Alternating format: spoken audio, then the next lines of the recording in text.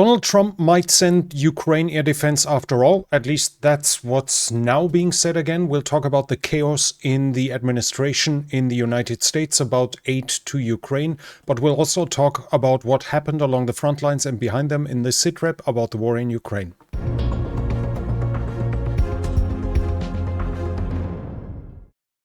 The Ukrainians have hit the Krasnozavodsk chemical factory in Moscow. It is producing ammunition, thermobaric warheads, and additional weapon parts.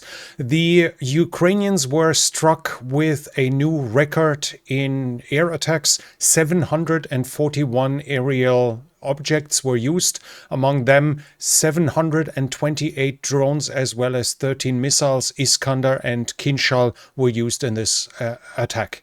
The Ukrainians have, according to the Ukrainian president, used domestically developed drone interceptors that have intercepted dozens of targets. This is an indication of an additional innovation done by the Ukrainians to face something like the Shahid, which aren't too fast, so drones can fly faster than that. We've seen some developments in this regard in the past. Maybe it's maturing as of now. There are indications like this. Let's switch to the developments along the front line, and we start off in Sumy region, and here the Ukrainians have advanced in the town of Kindrativka.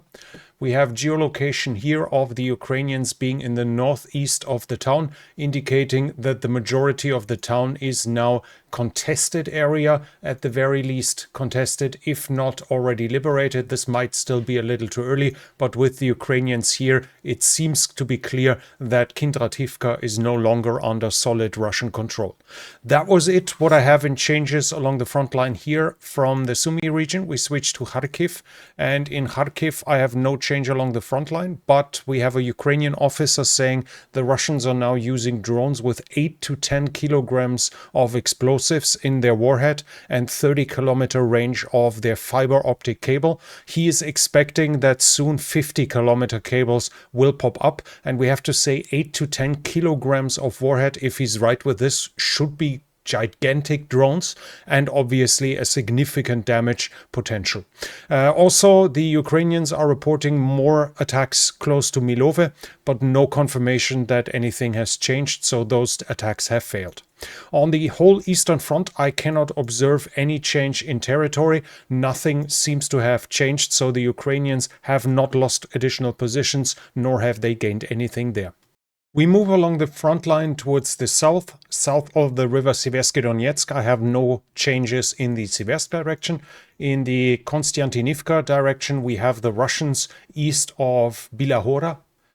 This is here at this point. No, Delivka, it's here. In this region, the Russians have operated here, probably having crossed the canal or having moved up from Kurdiumivka. So this is in this area here. The Russians have now recently operated, indicating that this area here is likely now contested area. Some of it might be under Russian control.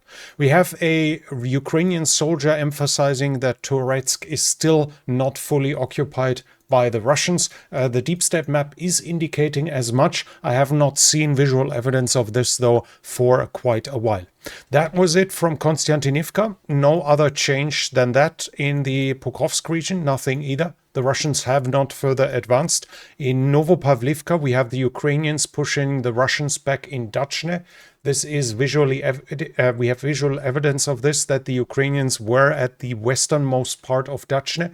Whether the town is fully liberated or not is far too early to say, but it's definitely not under full Russian control. Under full Russian control seems to be the town of Tolstoy, though, directly west of it. We have the Russians here in the northwestern part, and we have them in the central part. So Tolstoy seems to be now more or less under Russian control, or at the very least, this region now should now be in the contested area in the gray zone. Further south, we have the Russians advancing west of Vilnepole.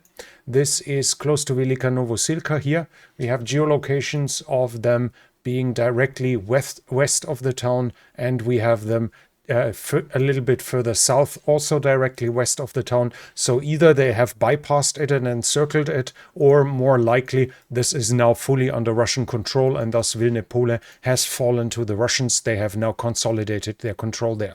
That was already it with territorial changes. Not much has changed. Russians hold the strategic initiative. They are advancing, but they are advancing very slowly. Overall, the dynamic has not changed. We'll switch to the areas behind the front line. Here in troop generational terms of the Ukrainian side, the Ukrainians have reported that at least 2 additional recruitment centers have now been attacked. So at least 5 recruitment centers were attacked now by the Russians. Ukraine has reported that at least 1 oblast has suspended the work of the recruitment centers because of the attacks, as they have caused casualties. A spokesperson for the army said recruitment centers could switch to remote work or could be spread out to save the lives of recruits and workers, to make sure they are not getting endangered by those attacks. This is obviously meant by the Russians to inhibit the Ukrainian recruitment by destroying the recruitment centers and obviously the allocated paperwork that would be there as well. This could actually cause trouble with the Ukrainian recruitment, but we'll have to see how Ukraine is going to counter this. Now we come to the biggest part for today, and that's the diplomatic way. We have here the title. In the Wall Street Journal, Trump told Zelensky he wasn't responsible for the holdup. It's also being said that the United States have resumed deliveries. Trump says it was not his order, and he's going to deliver as much as he can. That's what he said to Zelensky.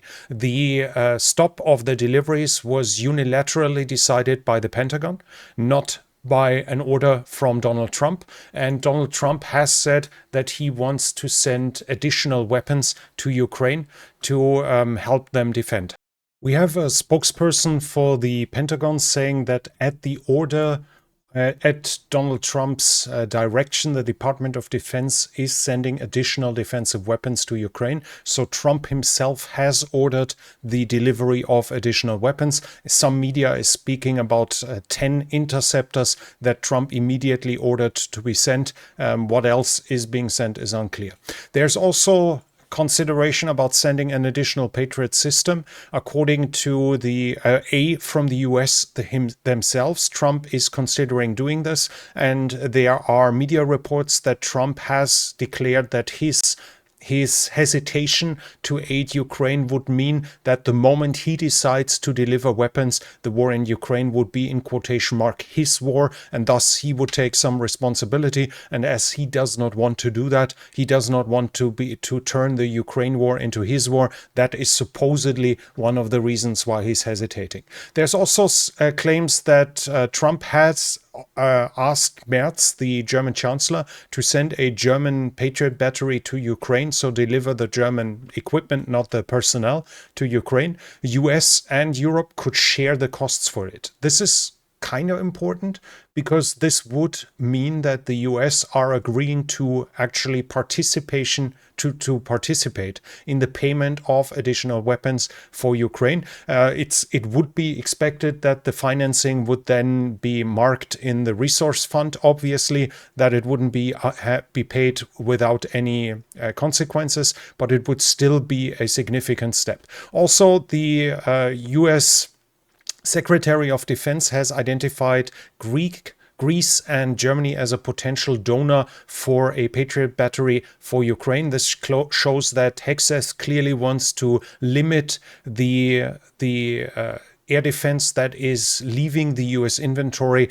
as far as possible. This shows some problems, as the US Secretary of Defense is kind of like an assistant foreign minister as well. His own the US defense policy is clearly having a foreign policy effect on other nations, and this seems to be completely ignored by Hexas, as he wants to keep the US Army as strong as possible and thus abuse and use allies with this.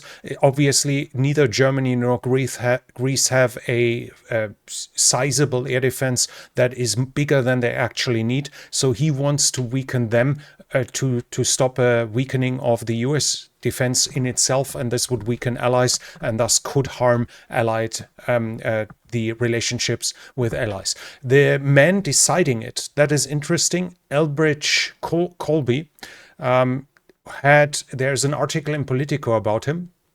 And he spoke to a British delegation in the Pentagon, and he basically asked them, is it too late to call it back about a US carrier going there? Because we don't want you there. He said to the British that the US do not want a British carrier in the Pacific, and the British on the other side were just shocked. The first person added, he was basically saying you have no business being in the Indo-Pacific after the US loudly announcing their pivot towards the Pacific again and again. Now if an ally sends a carrier, this guy Elbridge Colby has a problem with this. This is showing the issues in the current administration, where the secretaries do not coordinate well enough with Trump and probably assume what he wants to then turn it into policy. And Elbridge Colby himself seems to be the man who wants to be the forerunner and the decisive point to have the focus on America alone and to turn this into policy. Generally, though, we have to be somewhat fair, as the usage of missiles, of air defense missiles, has been gigantic in the defense of Israel against Iran, and in the defense of the airbase in Qatar. We have here an article in the War Zone saying that roughly 30 missiles were used in Qatar to defend against the Iranian attack, as Iran attacked with 14 missiles, and usually 2 missiles are being used, 2 interceptors are being used for 1 missile. This would be 28 and thus roughly 30. This is a single salvo here used up, was the biggest salvo in the US history. And we have to say, against China, the demand for interceptors will be significantly bigger than it has been against Iran. The Guardian also published that the US military supposedly only has 25% of its demand when it comes to the interceptors. And according to Bloomberg, the demand was raised from 3,376 to 13,773, so roughly the 25% we read about in The Guardian. In regards to China having at least 2,000 ballistic missiles, this would demand that the US have 4,000 interceptors against ballistic missiles just for China alone, not for anything else. And then obviously we have to understand that the Chinese will not be so nice to only send enough missiles to one base according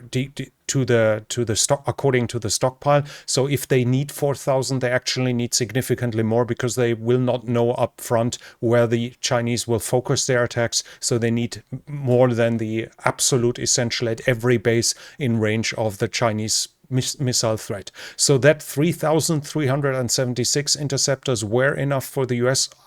I cannot sign that off. Like, from my side, I would agree that the US needs significantly more. Obviously, not just the US, the rest of the world as well. Missile interceptors are an unsexy item that you only need in actual war. Out of that, it's kind of useless money that you spend, pointless money. It costs a lot right now. An interceptor is valued at $4 million US, and its shelf life is limited. So for a nation to buy the missile systems but not the missiles, or no more missiles than absolutely necessary, is quite common, as this saves them money. This allows them to theoretically stock up on missiles once they actually do need them. But if the whole world needs them at the same time, then obviously the production facilities will not be sufficient. So that the US needs more missiles is clear, but we talked about it in the past already, that for the US, standing behind allies is important too.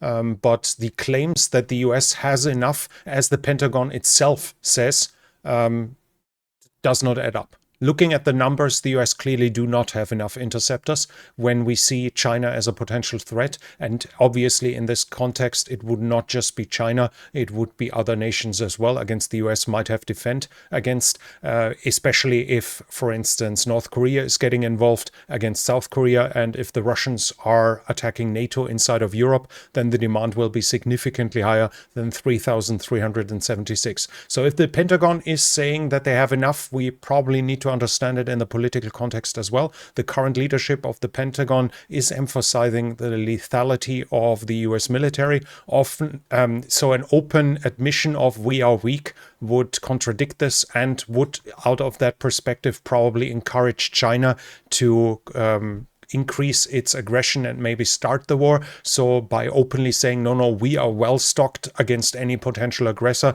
this could help with deterring China. Whether it's going to work is a different story. And as said a couple of times already, the Chinese are deterred as well by showing that you stand behind allies. If you give up allies at one side of the globe, China might hope that an ally in Asia, namely Taiwan, might be abandoned as well. So the claim of the US Pentagon that they have enough has to be understood in a political context. Right now, the saying is that it's possible that there's going to be more air defense coming for Ukraine. As said, supposedly Trump wants to send more, but in the end, we'll have to remember Piers Morgan, a longtime friend of Donald Trump. He said, ignore what he says, look at what he does. So we'll have to wait if air defense systems are actually being sent or not. Whatever is being said by that government doesn't matter too much. What matters is what is going to come to Ukraine. And finally, we have more details about the Patriot systems that are coming from Israel towards for Ukraine. And according to the war zone here, 90 PAC-2 GMT Patriot missiles were sent to Ukraine out of Israel by first Israel sending them back to the United States and then the US handing them over to Israel. So this was additional air defense aid that originated from Israel. But that's it from me for today. If you like today's SITREP, please give it a thumbs up. It helps with the algorithm. If you're new here, I would like to invite you to subscribe to the channel and hit the bell icon, and leave a comment if you have something to add. This channel is only possible because of the support of viewers like you. If you like to support the channel, you can do so by the means in the description. But that's it from me for now. Thank you for watching, and I'll be back.